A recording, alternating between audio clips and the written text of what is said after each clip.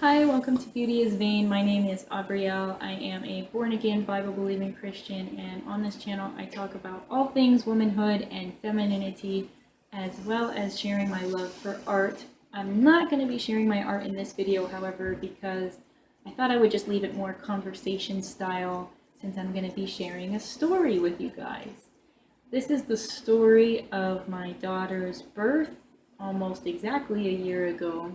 So hopefully you enjoy. If you're pregnant and looking for encouragement, I hope this is encouraging to you. As a first-time mom, I know that one thing that really helped me was watching a lot of YouTube videos. The birth vlogs, the birth stories, all of that. And I didn't just watch the positive ones. I watched the negative ones too, which I recommend because I think having a plan A is great, but also having the understanding that things don't always go as planned is a good mindset to have going into it. You know, our bodies are not perfect and things can go wrong, and I think being able to accept that is really important. So yeah, that's my tip right off the rip is watch a bunch of YouTube videos, positive and negative, watch it all.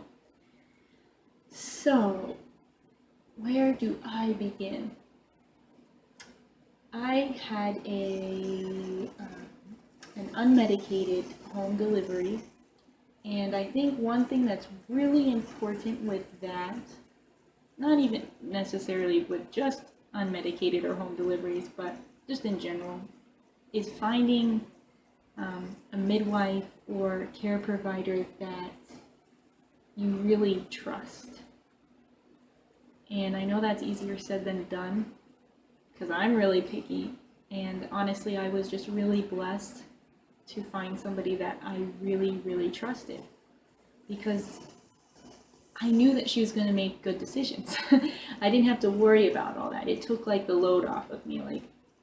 I knew that if something went wrong, she wasn't going to wait until like the last minute to get me medical attention. I trusted her with all that, so I didn't even worry about it. And so yeah, that's my first little tip, is find somebody you really trust. So yeah, let me get into the story.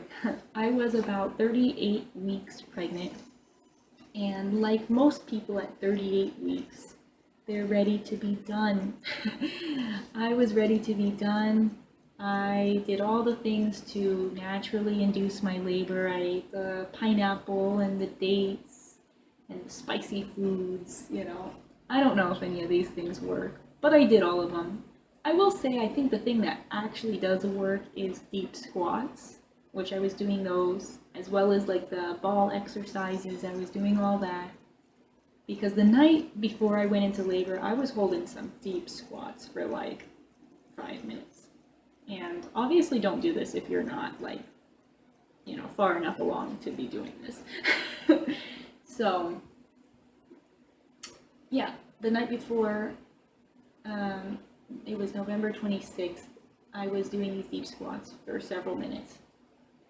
And that morning, 3 a.m. that night, I woke up with what I would call like menstrual-like cramps. And I didn't have any Braxton Hicks contractions. I had some like minor cramping a few days prior, but nothing that I thought was a contraction. So that was the first time that I thought like maybe I'm getting contractions. It still wasn't, there was still no pattern to it. It was almost more like just a constant menstrual cramp, but at this point it was intense enough that I couldn't sleep it off. I really tried because I thought, well, if I'm going to go into labor, I better get some sleep. But I just couldn't. And I ended up giving up on sleep around 5 a.m. I just got out of bed. I gave it a good 2 hours just trying to sleep, and at some point I just gave up. So I came out of the bedroom and just did some ball exercises, just trying to get comfortable. And I didn't wake my husband up until about 8, because that's when I realized that these cramps did actually have a pattern. They were coming and going, and it was maybe 9 minutes apart at this point. So I woke him up and I thought, At about 8 a.m. I woke him up and I told him. I also texted my midwife at this point and let her know, gave her a little update. And she called me and told me to just go about my day like nothing's happening, just distract myself because this is early labor. She thinks this is early labor, so that's what we did. We just, went about our day. We made breakfast and did things around the house. And at some point we did decide to go to Target because I thought, well, if this is labor, I better have some baby formula. I plan on breastfeeding, but again, I have a realistic mindset, and I thought, just in case I can't breastfeed, I should probably have some formula. So we went to Target, and honestly, I highly recommend going out in public while you're in labor. I know that sounds funny, but it was very distracting and, I don't know, kind of fun in a weird way. Like, you're like trying to act normal. Because while we were in Target, I think my contractions were like every 6 or 7 minutes at this point. And so every 6 or 7 minutes I would like sneak into an aisle and try to breathe it out and like kind of hide from people because I didn't want to look like a weirdo, in labor in the middle of a Target. So yeah, we killed some time in Target, got some formula, which anyway, formula, I won't go down that. We got, the best that I can deal with. Thank God I was able to breastfeed, so. Anyway, little sidetrack there. We got some formula, and at some point we decided to come home. I think it was because my pain was getting like kind of intense in Target. And I will say there was one negative experience in Target. I had to use the restroom. I'm a pregnant lady. I gotta pee all the time. And I already don't like public restrooms. So having a contraction in a public restroom was not fun because, you're trying to like breathe deeper when you're in the middle of a contraction, and breathing deeper in a public restroom is not fun. So that was not a very pleasant experience, but whatever. We got in the car, came home. You gotta do what you gotta do. I had to use the restroom. So we got home, and I didn't call my midwife to come over until about 4 p.m. because that's when I was like, okay, I probably need her to come over. But I made a mistake of sounding too chill on the phone. When you're in between contractions, you could talk normally. And I remember she asked me, do you want me to come over? And my response was like, yeah, I think you should come over. It was like kind of nonchalant, I've never had a baby before. I didn't really know, so I probably should have been like, yes, definitely come over, like now. And I say all that because apparently it took her 2 hours to get to the house. In my mind, she came right away because when you're in birthland, time doesn't exist. So I thought she came right away. It wasn't until later my husband told me that it took her 2 hours. So I wasn't concerned about it at all, but my husband was.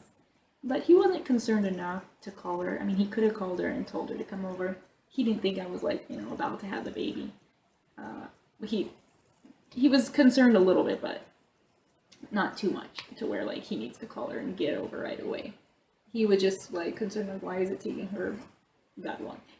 So anyway, I think that was my fault. I didn't communicate well enough. It probably should have been my husband the one communicating, but I don't know. It all worked out. So she got there around 6 p.m.-ish, and shortly after she got there, my water broke, and that really sped things up. I remember she checked me, and she told me she didn't think we had time for the birth pool, which was really disappointing because we wanted, the whole water birth experience. So I told her to set it up anyway, which I'm glad I did because we had like a half hour of time in the end to try it out, which I'm happy about because I'll tell you about that. Let's see. I guess I could tell you about that now. Things just smoothly progressed up until this point.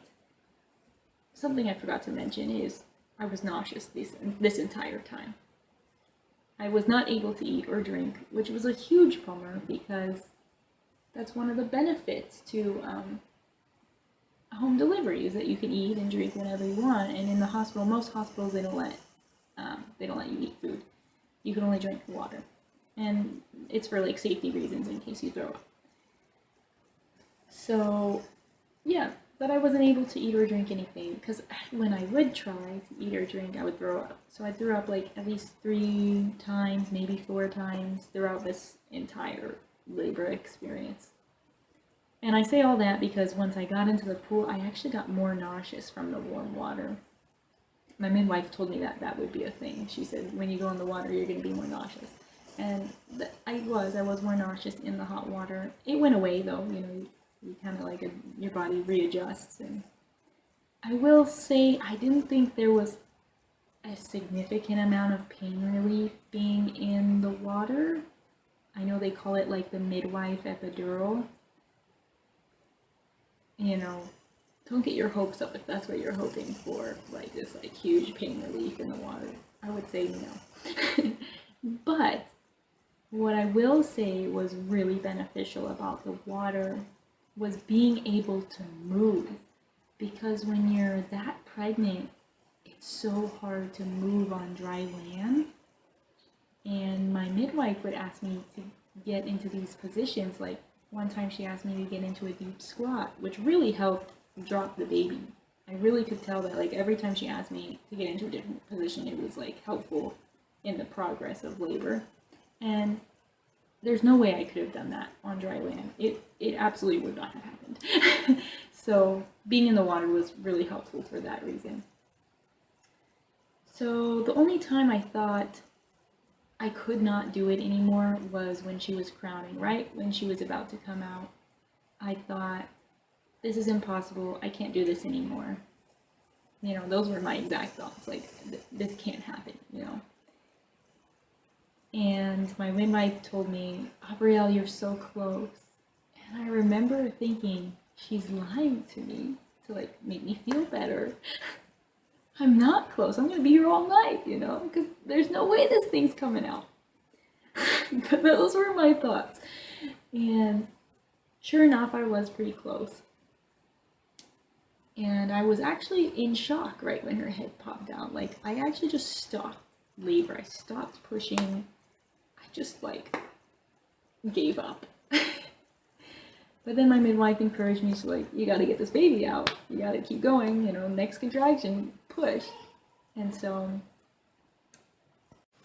sorry about that, she just woke up. So I'm gonna just wrap this up. I'm pretty much at the end of the story anyway. So yeah, the head was the hardest part for sure. After that, the body just comes right out. And the aftermath, you don't see this in many of the birth vlogs, but delivering the placenta is very bloody. And I actually was a bit shocked by that. I didn't think there would be that much blood for some reason, but there's a lot of blood. Maybe it's not like that for everybody, but it was definitely like that for me. So don't be shocked by that. Yeah, if you have any questions, feel free to put them in the comments below. I don't know everything about birth and delivery by any means, but maybe I can answer your question or, direct you to a different source. So,